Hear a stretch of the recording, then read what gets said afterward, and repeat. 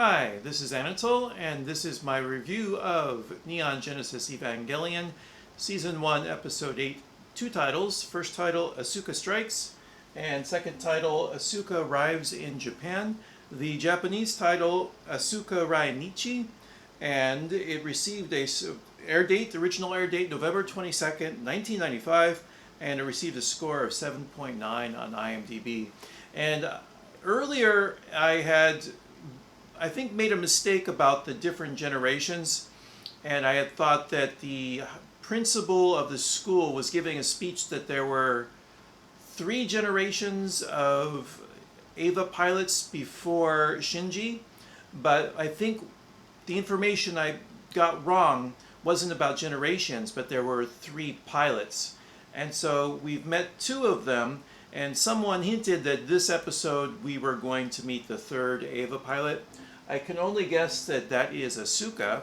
So that hint that was given to me didn't really spoil anything because I didn't know the name or who they were. And I think it become pretty apparent quickly during the episode.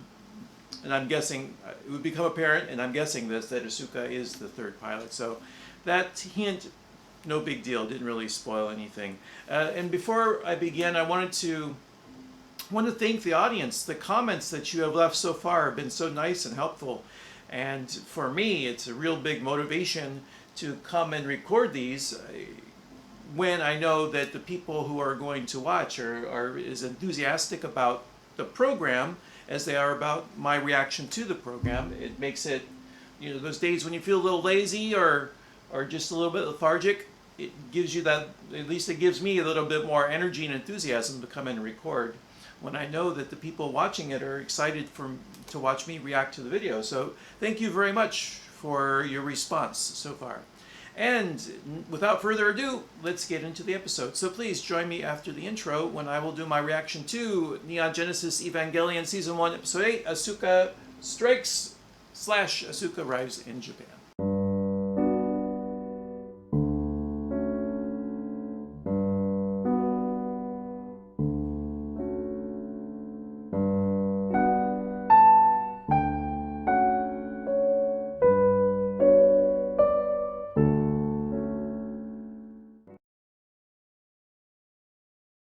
And as the episode begins, I just want to say I think I found the Japanese hiragana for the lyrics, so maybe next episode I will attempt singing them. Oh, you can't see that, that's too bad. Oh yeah, there we go. I will attempt singing them. I'm threatening it.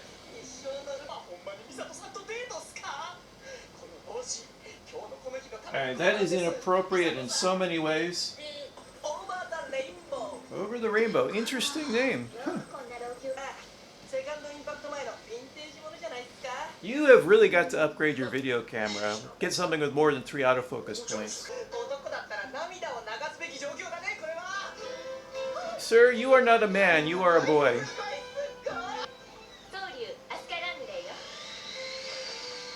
Whoa. I was not expecting that. So am I still confused about this 1st, 2nd, 3rd children?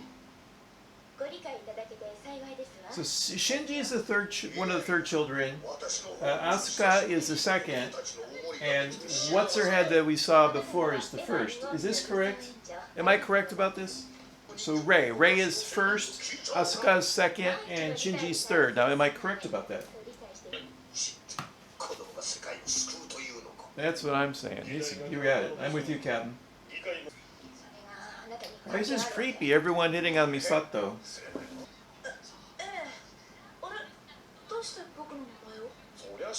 Look at her face.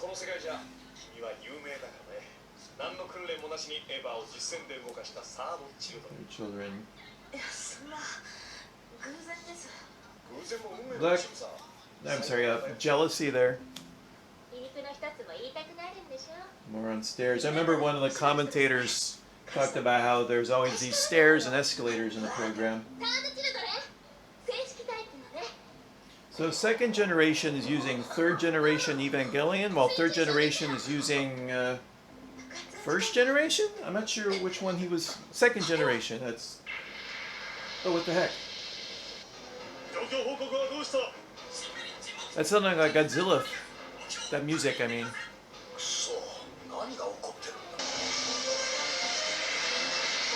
Seems a bit much that this angel, they run across this angel at the same time that they're on this cruise. Unless the angels can sense the presence of the Eva pilots, that would be better plot-wise, not contrived. Oh, hey. Hey there, hello.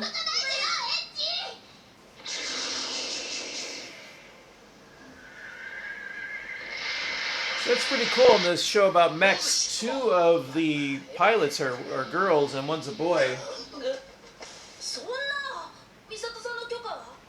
Yeah? No. You would work well with Mark Zuckerberg. So do the angels know about the presence of the Eva pilots? As she said, it seemed like he was searching for something. Is he the one attracting the angel? Is he a turncoat?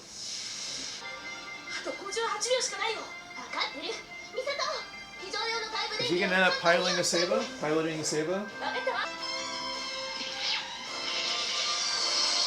Whoa, Swiss Army blade. Yep, so I was thinking. It was likely the cable is just gonna break.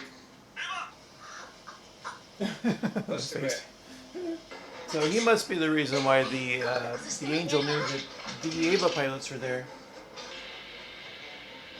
It's like taking bait. It didn't break? The cord didn't break? Kind of missing the point. If it's an insane plan, whether it's possible or not, you shouldn't do it because it's beyond rationale.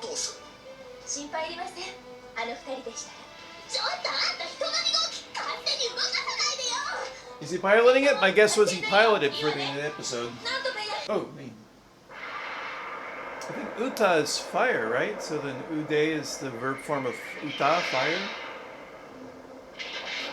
Ju-o uta, fire the gun. Ju-o uta. So he's working with Gendo. What's the scheme? Country western song in the background? Wait, what? Is she the teacher?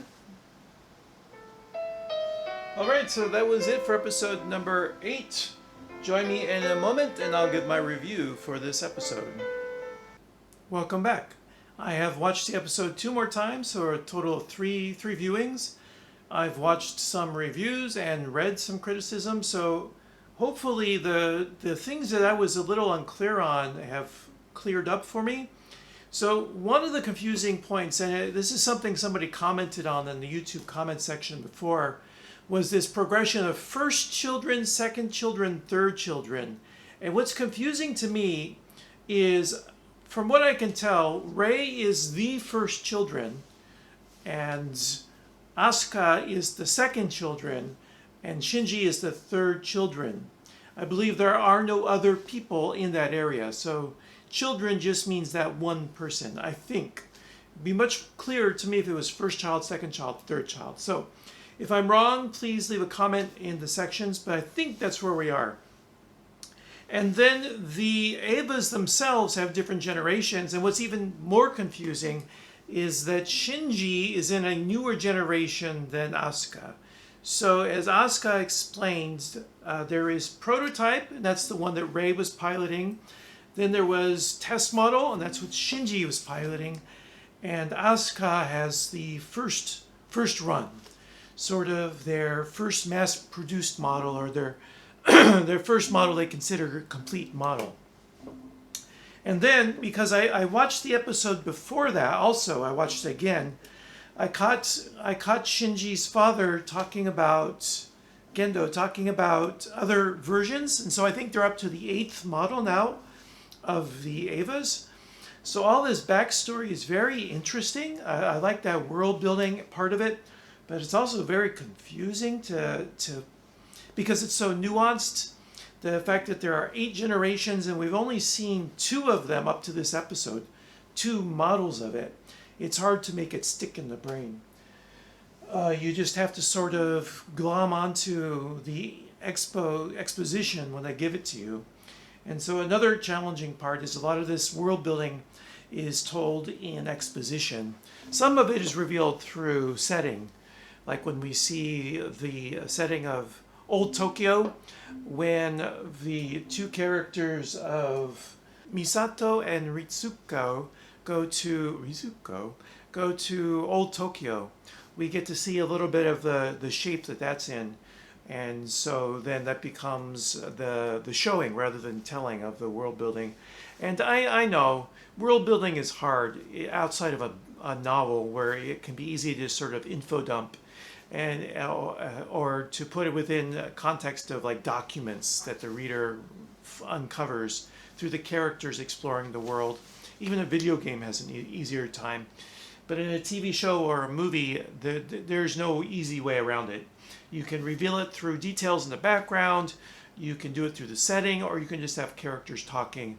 And the easiest way to give a wealth of information is just have characters talking, and that's info dump. So I think that's one of the weaknesses of the form of TV and movies is in how you can world build efficiently. I think novels have a much easier time. Even comic books have an easier time because comic books can incorporate text where you can reveal a lot of information. It's much harder for a TV show or movie to incorporate text. So those are the briefest of thoughts that I have about the episode. I enjoyed it, and I'm interested to see where the show is going to go now that we have the third Ava pilot. I have a feeling the tone will be a little different because Asuka seems to be a lot more assertive than the first two characters are. Both Rei and Shinji are very passive, and Asuka will have none of your passiveness. So I have a feeling that will change the energy of the show. Hopefully it doesn't become Scrappy-Doo, and instead Asuka is much more endearing than annoying. And I have the feeling she won't be, because I don't mind her so far. I like her. But I think one of the reviewers whose review I watched said they don't like Asuka. So there is the chance she will become Scrappy-Doo. I'll just have to see. And that's it. Those are my thoughts on episode 8 of Neon Genesis Evangelion. Asuka arrives in Japan and Asuka attacks. Until next time, take care and be well. Goodbye.